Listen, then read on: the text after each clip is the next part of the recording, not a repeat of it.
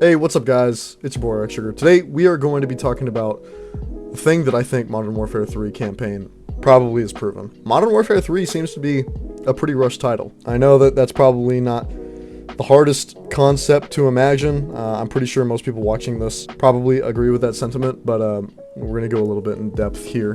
Before we do start though, I just want to say I'm rambling, but I do have notes. Trying not to veer off path too much, but I may say spoilers as I'm rambling. If I do, you'll see a little warning before it. But if I find that it's irrelevant to the video in general, I will edit it out. Obviously, this is no surprise, the Modern Warfare 3 campaign is way too short.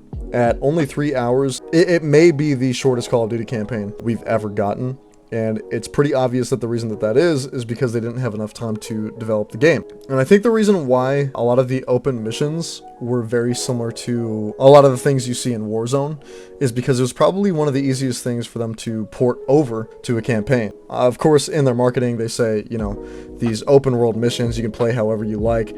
They market it in a way that it's a brand new concept that we've never seen before, and although, yes, maybe in a campaign that might be true, it is still something that is extremely familiar to us, and if they had been honest about exactly what is going on, I don't think the community would have been as excited about this new thing. The linear missions really didn't feel like they had enough impact. There are parts of the game where something is supposed to be crazy, but because of how short these missions are, thanks to how short the entire campaign really is, you're just you're doing something, you're seeing some crazy stuff, and then it's gone.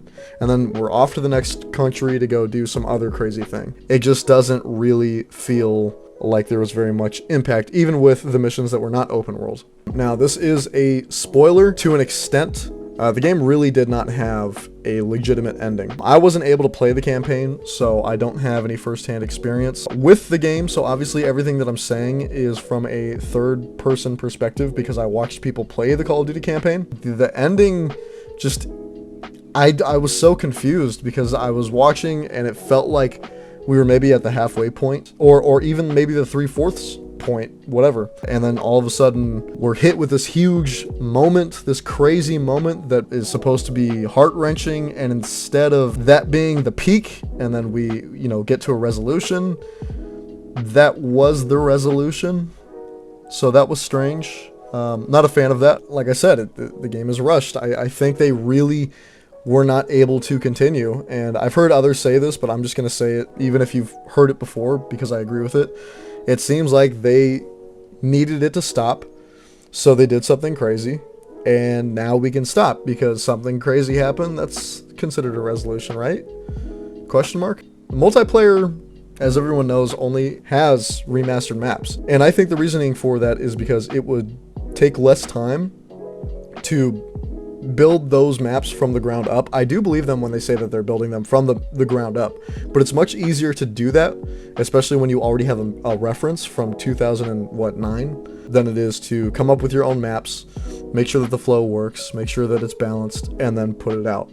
So I'm pretty sure the only reason why we are getting these remastered maps is because they didn't have anywhere near enough time to make this game. And to be honest with you guys, I really wouldn't be surprised if they're currently working on the maps that are going to be going live in like Season 2. I'm sure that they're probably done with the maps that are going to be coming out in Season 1, but I think they are currently working on the maps that we are going to be getting throughout this year. When I'm pretty sure typically the COD cycle is they make the game, and then by the time the game comes out, they're finishing up some of the last maps that are going to be released as the last DLC, or at least that's my understanding of it. I may be wrong, but I think that they're probably currently in progress of making what is basically the product that we would have been getting if we weren't getting remastered maps. Some more proof that this game was definitely not ready is the fact that in Modern Warfare 2, on launch day of the campaign, I think it was about half of the community had their stats reset. There was like a good portion of people who just logged in and they were level 1, not understanding how that's possible. And then, they go on Twitter and they freak out because everyone's saying that it's happening to them. And so they wonder, oh my God, is my Orion gone? Am I not going to be able to, it was scary for everybody. But what I think that was, I don't think they ever tested to see if when you open Modern Warfare 3's campaign from Modern Warfare 2, if that would ruin your stats on Modern Warfare 2, considering Modern Warfare 3, we are not going to be starting at whatever level we left off in Modern Warfare 2. We're going to be completely reset from level 1. So I'm pretty sure that they just never even tried it. Or at least, if they did try it, they didn't try every possibility, which is crazy because it happened to about 50% of people, like I said. And so all of that is just to say, I don't think that this game is going to be a finished product, and that sucks, but it's okay if you are okay with that.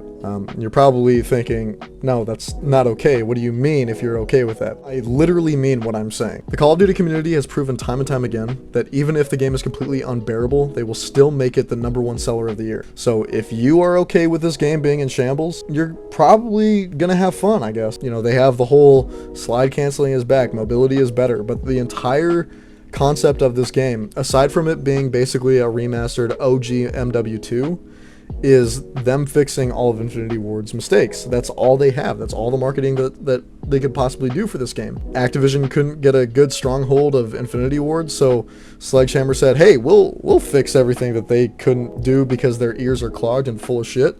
Sorry, I'm trying not to be too toxic, but I'm gonna be honest, I really am upset with Infinity Ward. Couldn't imagine being that hard-headed and stubborn. I'm really happy that we are getting the OG Modern Warfare 2 maps, but I'm not blind to the reason why we are getting them. I'm pretty sure the entire reason why we're getting MW2 maps is just simply a time saver. And that's okay. You know, I like Modern Warfare 2 maps. High Rise and Skid Row over this recent beta was really fun. Terminal is going to be incredible, and there's a bunch of fan favorite maps in there as well. Other YouTubers have talked about how they feel about it, and it seems pretty split. A lot of people are excited. A lot of people fear that this is going to become really repetitive since, you know, we played these maps like a decade ago now. I'm excited for it because I didn't play Modern Warfare 2 when it was in its prime. I played it when it became backwards compatible on the Xbox One. I started on Black Ops 2, so I never had Modern Warfare 2. For me, it's a fresh feeling, but for those OG players, it really may not be. At the end of the day, you OG players, if you are an OG player from MW2, I know everybody who plays Call of Duty is like, oh, I've been playing since COD 4. But in reality, that's just not everybody. If you've been playing since MW2, it's been 15 years, bro. Like, you're not the majority anymore. That's not me being disrespectful to you, but what I am saying is that people who are brand new to this game, they're not going to feel the same burnout as you might. But the rest of us, it's kind of a fresh game, which is unfair to you guys. So at the end of the day, this game could be fun, it could be bad. Right now, we are getting signs that this is not going to be great. The campaign being in the state that it was in is an immediate red flag. And we've had red flags in the past as well, with hearing that this is just going to be a DLC that you had to pay $70 for, and then Call of Duty coming out over and over and over again saying, no, this is going to be a real product. This is going to be a separate game. And then the game comes out, and that rumor that we heard, literally like the beginning of Modern Warfare 2, is just true. That was another red flag, and then the campaign just on top of that. So we're getting the signs currently that this game is probably not going to be good. You just kind of have to accept that if you are purchasing the game. I'm gonna see you guys on Twitter in 6 months talking about how trash this game is. Problem is that if you're not ready for that right now, who's the fool at the end of the day? It's us. The last game in my memory to get a complete 3-year development cycle in the last couple of years was the game we just got, which is Modern Warfare 2. You know, we hear about it all the time. Everyone jokes, you know, they had $1 billion that they could spend. They had 3,000 devs. They had a 3-year development cycle. And then all we got in return for all of that was Modern Warfare 2, which is currently, I think, considered by most, maybe behind Vanguard, to be the worst Call of Duty released ever. So I don't think any game is safe regardless of how much time has been spent on it. This game having a 2-year development cycle is probably going to be better than Modern Warfare 2. Modern Warfare 2 had a 3-year development cycle, and we were saying this game is definitely going to be better than Vanguard, and it fucking wasn't. So right now, my hands are in the air. I have no idea what's going to happen. Odds are, people are going to be upset, but am I going to enjoy it? Are you going to enjoy it? Like, being realistic with yourself, are you going to enjoy it? I mean, we'll have to see. Complaints are one thing, but genuinely not liking a video game is a whole nother thing. And I truly did not like Modern Warfare 2. I took a 6-month break because I couldn't stand this fucking game. When we officially found out that everything was going to be transferring into Modern Warfare 3, that's when I started getting the DLC weapons Orion, and I will be honest, I did have fun with that. At the end of the day, I'm hoping for the best, but I am really expecting the worst. I couldn't put it any better way. I want this game to be great. I don't think it will be. I don't know that it won't be. For me, there's a whole nother layer of disappointment, which is zombies. I was really hoping that we'd be getting round base, but also I wasn't really expecting us to get zombies at all. I figured that that was going to be a Treyarch game thing, so I'm getting it, which is cool. But I have no idea if it's going to be good because it looks like it's just a mix of Warzone and Outbreak. I don't think anyone really knows how good that's going to be or how bad that's going to be, so I'm not even going to really touch that too much. And that's all I have to say, is just that's kind of my analysis of where we currently are. I think 6 days before the game comes out. If you guys did enjoy, make sure to like, comment, and subscribe, and I'll see you guys in the next one. Peace.